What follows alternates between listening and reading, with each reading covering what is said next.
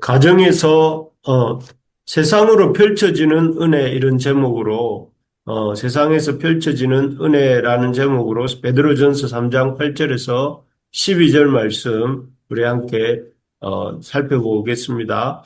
우리는 어제 가정 안에서 아내가 남편의 권위에 순종해야 하고 또 남편은 아내를 존귀히 여겨야 한다 하는 말씀을 살펴봤습니다.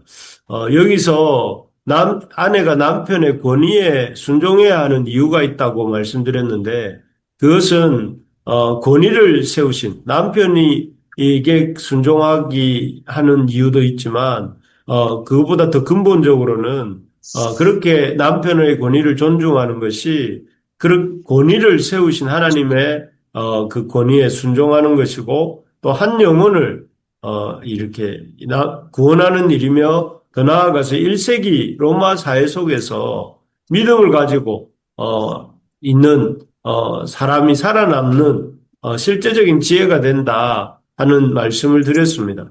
오늘 본문은 이렇게 가정에서 믿는 아내나 또 믿는 남편이 행하는 모든 일이 또 그래서 화목해진 가정의 은혜가 어떻게 하면 이 세상 밖으로도 흘러나갈 수 있는지 또 세상 밖에서도 그렇게 살 수 있는지에 대해서 말씀해 주십니다.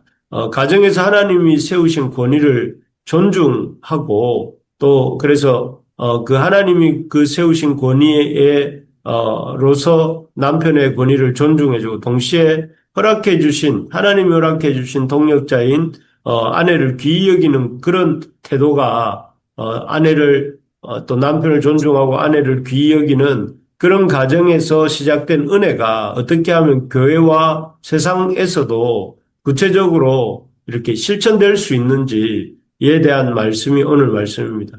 과연 어떻게 해야 그런 어떤 가정에서 시작된 은혜가 교회 밖으로 또 교회 안에서 또 그리고 세상에서 또 펼쳐질 수 있는가 하는 것인데요. 첫째는 참 가정에서 배운 그 서로에 대한 존중과 사랑이 교회 공동체 안에서 서로를 불쌍히 여기고 겸손한 것으로 나타나야 된다 하는 것입니다. 8절에 보니까 마지막으로 말하노니 너희가 다 마음을 같이하여 동정하며 형제를 사랑하며 불쌍히 여기며 겸손하며라고 되어 있습니다.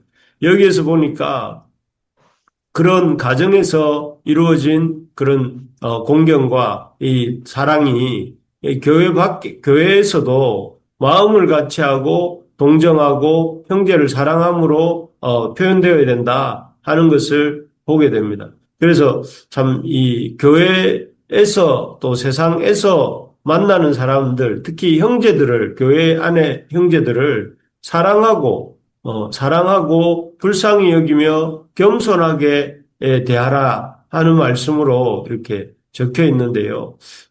참, 사실,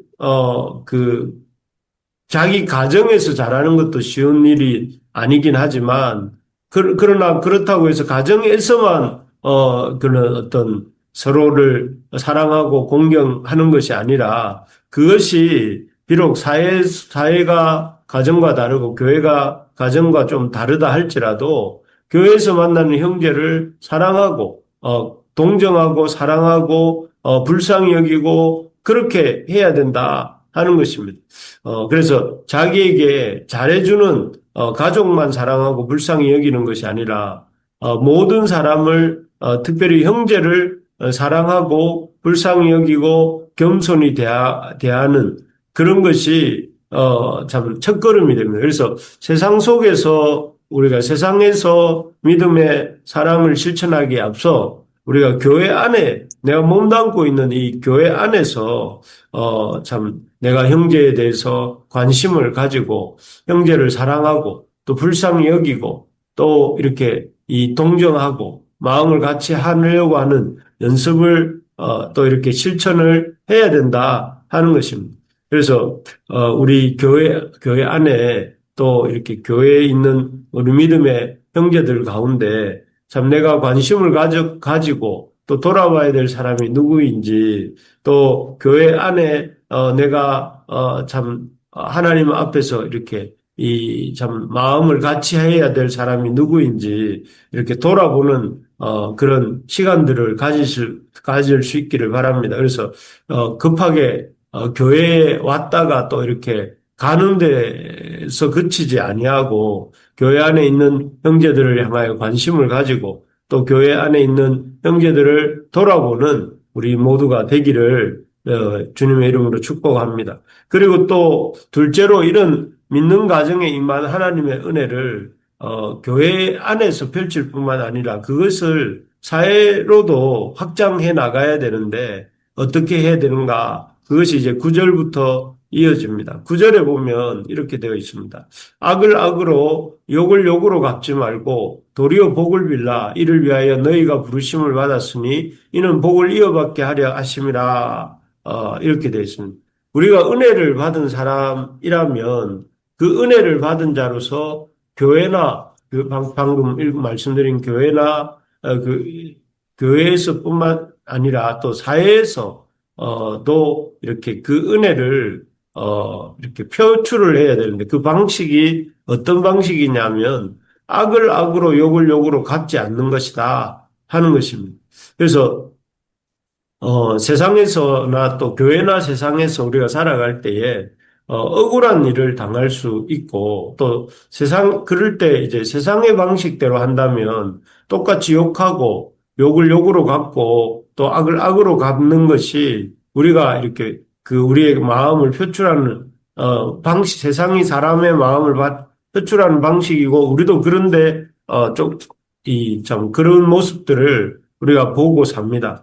하지만 우리는 그런 어떤 방식이 아니라 믿는 자로서 하나님의 은혜를 경험한 자로서 욕을 들었을지라도 그 욕에 대해서 욕이 아니라 그 욕하는 자를 위하여 이렇게 그 복을 빌라는 것입니다. 복을 빌라. 그래서 마치 예수님께서 십자가에 달려서 돌아가시면서도 자기를 그 십자가에 모습받고 있는 그 로마 군병과 유대인들과 종교 지도자들을 위해서 이렇게 기도하면서 하신 내용이 그들이 악행대로 그들에게 갚지 말고 그들에게 복을 내려달라고 하나님께 기도하셨는데 그것처럼 우리가 악을 악으로 갚지 말고 욕을 욕으로 갚지 말고 도리어 복을 빌려고 하는 그런 자세로 대응해야 된다 하는 것입니다.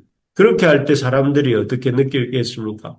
이 사람들이 믿는 사람들을 세상과 다른 모습으로 다른 삶의 모습을 보고 또 하나님의 존재를 느끼게 되고 또 우리도 하나님이 약속하신 하늘의 복을 받아 누리게 되는 것입니다.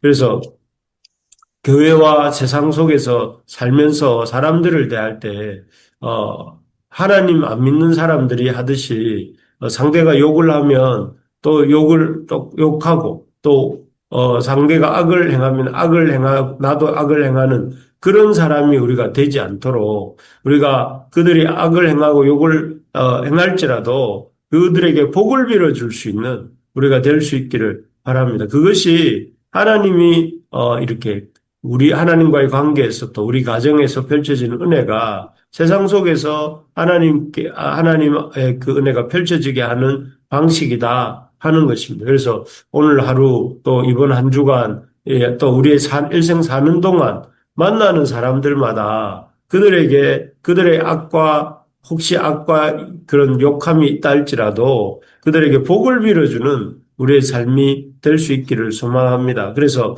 우리 일생을 살아가는 동안 우리가 악의 통로가 아니라 우리가 이 복의 통로로 쓰임받는 그래서 상대가 우리에게 악을 행한다 할지라도 복을 빌어주는 그런 삶을 살아가려고 힘쓰는 우리 모두가 되기를 소망합니다. 마지막으로 이런 하나님이 믿는 가정에 부어주시는 그런 은혜가 이 교회와 세상 속으로 확장되어 가기 위해서는 우리의 입술을 지키고 화평을 구하라 하는 것입니다.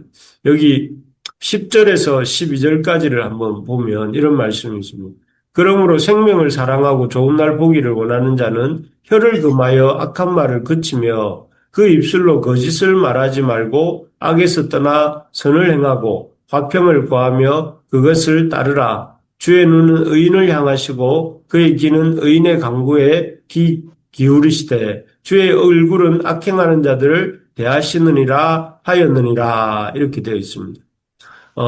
여기 보면 12절에 보니까 주의 눈은 의인을 향하시고 그의 귀는 의인의 간구에 기울이시되 주의 얼굴은 악행하는 자들을 대하시느니라 하였느니라 이렇게 말씀하고 있는데 참 하나님이 귀를 기울이시고 또 그 눈을 향하시는 사람은 누구냐면은 의인이다 이렇게 말씀하고 있습니다. 그런데 그 의인은 어떤 사람인가가 이제 10절, 11절 내용인데 그 사람은 생명을 사랑하고 10절에 보니까 좋은 날 보기를 원하면서 혀를 금하여 악한 말을 그치고 그 입술로 거짓을 말하지 않고 또 11절에 보니까 악에서 떠나 선을 행하고 화평을 구하는 사람이 하나님이 보시는 의인이다. 그런 사람에게 하나님 눈을 이렇게 주시고 또 그런 사람에게 귀를 기울이신다. 그렇기 때문에 우리가 참 하나님 앞에 참 하나님의 눈과 귀가 머무는 인생이 되고 싶다면 우리가 하나님 앞에서 악한 말을 그치고 10절에 나오는 것처럼 거짓을 말하지 않고 선을 행하고 화평을 구하는 자가 되어야 된다 하는 것입니다.